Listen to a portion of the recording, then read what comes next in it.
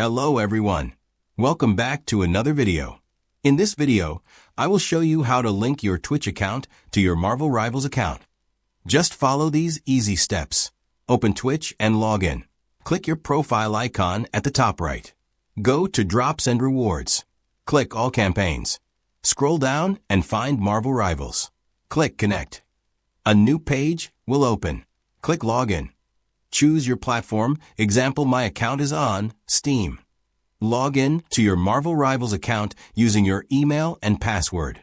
Now scroll down and find these options like Step 1, Step 2. Now choose Connect with Twitch account. Click Login with Twitch.